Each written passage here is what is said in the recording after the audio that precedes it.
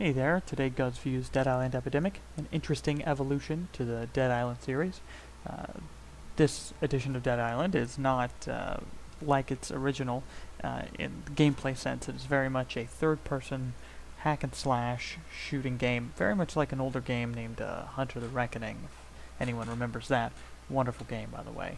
This game reminds me a lot of older games in many ways, in that sort of run-around hack-and-slash feel. Older stuff like Hunter the Reckoning, things like Diablo 2, very much like those.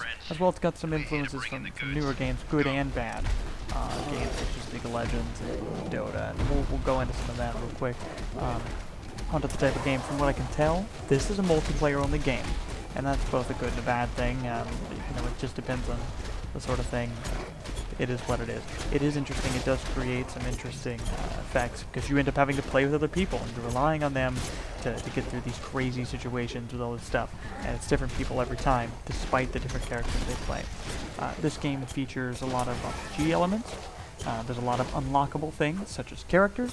You can earn character points to unlock characters. You get gear points to unlock gear. They kept a lot of the type of items that you could get in the original Dead Island. Craftable items, which are very easy to do, but even so, there's a sense of progression in it. But we'll go into that in a bit. So there's different types. There's different game modes. There's cooperative PvE game modes, which are very interesting. They're fun little modes where you run through and you're pretty much trying to survive waves of guys. You're trying to progress and get to checkpoints that lead up to a boss fight. Again, very much like an old school type of game where it's sort of linear and you just have a place to go and you shoot them and you get it done. Not very complex in that manner. What's complex is that you have to work with your teammates and their array of skills to get through the challenges. There are hints of different difficulty levels of gameplay through that. You can pick a scout mode, which seems a little lighter. You can pick a horde mode, which seems a bit more difficult. And there seems like there are higher modes than that, such as I think it's called heroic horde mode, once you are able to play long enough and gain enough experience to get there. As well, there seems to be infestation levels based on probably your party's strength. I haven't been able to gather how that works too much yet, but I know that it seems to make the game harder and throw more crap at you. So some of the pros and cons of the game. One of the things I liked from the opening, the prologue pretty much teaches you everything you need to know about how to play. There are some things you need to learn about the RPG elements, crafting, things like that, but you can get that a little bit later. As far as the gameplay, for the most part, you play it and learn it. There are a few pop-ups, and I'm not a fan of those in tutorials, but for the most part, it was very organic experience playing through the prologue, and it was nice. It wasn't too bad compared to how a lot of games are nowadays. The learning curve for the game is pretty simple, and I think that's a pro. I consider myself a gamer who actually likes the really hardcore games with really crazy learning curves. But I also consider it a good thing to have your set of casual games that you're not going to spend hours learning to play or things like that. It's very simple. You get in there, you do what you got to do, much in the manner of an old school type of game. Speaking of which, this game has that old school feel. Like I said, it reminds me a lot of games like Hunter the Reckoning and much older games, kind of like Gauntlet and things like that, which are really fun. You run around with your friends and you do stuff. The caveat being, there's an interesting element with the multiplayer that if you don't go with a preset party, which you can invite your Steam friends. It's a very simple and easy process, which is great. You have to be matchmake with other folks, and that's back and forth. We'll get into that in a bit. But it's interesting playing with people you don't know because you have to learn to communicate and play and work together and stick together on the fly, and it creates these really tough situations where you're really trying to survive and complement each other's skills on the fly. Very, very fun for that sort of zombie survival genre.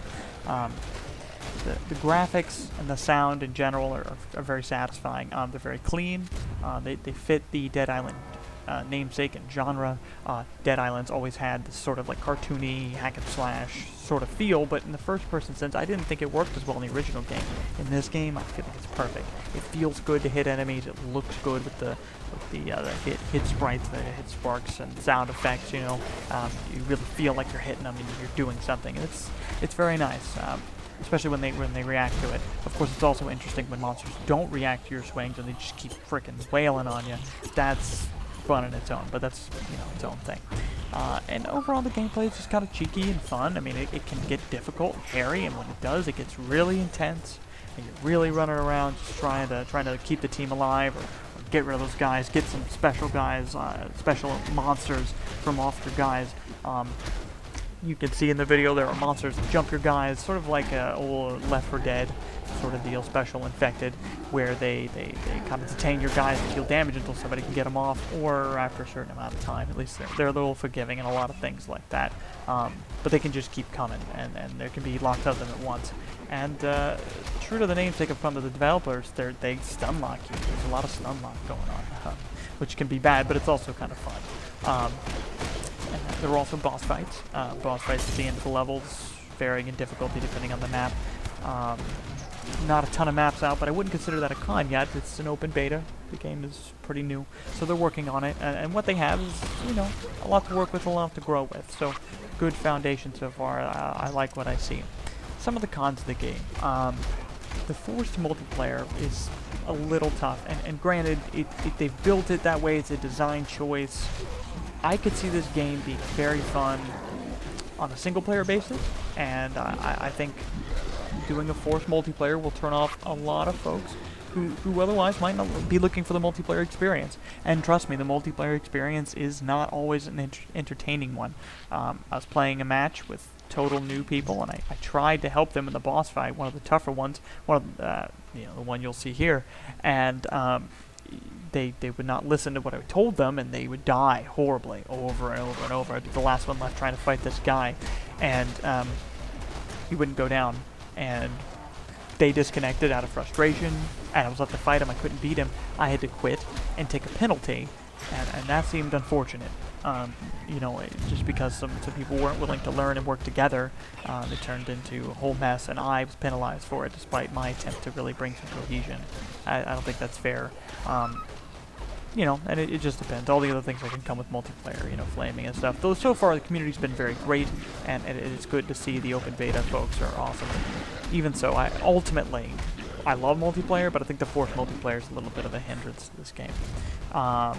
You can also see that in the matchmaking, when it forces the matchmaking to get thrown in there, and you could have a party of 3 waiting on the 1, and just that whole thing with matchmaking and queuing up. The gameplay itself, I think it's a lot of fun, and it's fantastic for casual play. I feel like you can run into some problems, and I haven't seen it yet. The game is an open beta, so I don't know how this will evolve. But I could see some issues with repetitive gameplay. Obviously, they're going to release more content, more maps, so I don't mean it from that perspective. What I mean is, despite the number of maps they release, despite the number of things they do, I can see having to grind for things and grind to get better character, not necessarily better characters, different items and stuff. It gives you a sense that you're achieving something when really you're kind of achieving something, and it's sort of things that maybe could be unlocked in a different way or done in a different way. I don't know. It just, the problem I have is that the grinding in general versus the folks who can pay to kind of just circumvent it and just play how they want to play from the get-go. I never liked the business model, and this is a bit subjective, so it is what it is, but not a fan.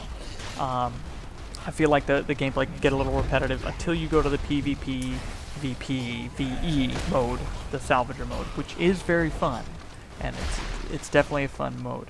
But the other modes to kind of get strong enough to do that well, I think they can get a little repetitive. But we'll see how the game develops, and maybe hopefully they'll prove me wrong. Microtransactions, I think, are something that hurts the game.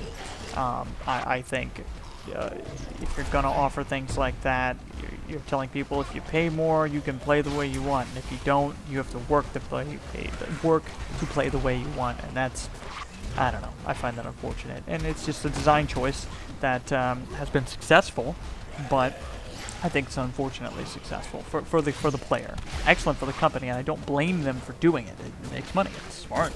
They're a company, and subjectively, I think they're entitled to do that. Objectively, I think that it hurts the gaming community. Well, maybe that's subjective too. We'll see. Ultimately, microtransactions, not a fan, and I don't plan to participate. I will play through it and enjoy the game without it, but I do think it hurts and detracts overall. And finally, the price of the game. To be the style of game that it is, and to follow that sort of League of Legends Dota model, and then throw in microtransactions, I feel like the pricing of the game is higher than it should be. I almost think it could go without a price. It does, it's a great game, the graphics are good, but it plays like that kind of game where you could easily offer this free-to-play and be successful with your microtransactions. But as well, I'm also seeing it in an open beta set, so I'm going to qualify that and say, it's completely possible that there's a ton more stuff open, and it's going to be completely worth the price. I'm sure it will be. I'm probably just, being a little overall, the RPG elements and grinding, back and forth, I can see them being great, I can see them being off. Ultimately, I'd give this game a 3 in gameplay. It's 3 out of 5 in gameplay. It's very fun, but in casual, it's very easy to pick up and just run and gun. It reminds me of old school games, and that stuff is fantastic. That's really what bumps it up for me. It plays awesome. I would give it a negative to the gameplay in that the microtransactions and forced multiplayer make it just not as fun in the PvP, PvE sense, being that, that is what it is. Performance and specs, the game performs great. It's actually excellent for an open beta. I did encounter a ton of bugs. I had some friends who crashed a lot, but ultimately, I'm not judging it on that sense. I'm judging it in the game can handle well, probably with a wide array of machines, and you probably don't need a lot to run this one. Video quality, I give 4. Definitely not Crysis Engine level, but it's good and it fits the genre. It's not the highest quality, but it's high quality stylized. You know what I mean? It's very excellent in that manner. Finally, the audio's great. Music's great. I feel it can be kind of tense when it needs to be, and it just feels good overall in that department. Hit sounds are fantastic. When you hit something, it sounds like you're hitting it with the thing you're hitting it with. The gunshots, the monster sounds, everything is very tactfully done and well done. Alright, that's pretty much it. I hope this gameplay review has been good. I hope it's been informative and helps you decide whether you want this one or not. Give it a like, subscribe, and take care. Bye.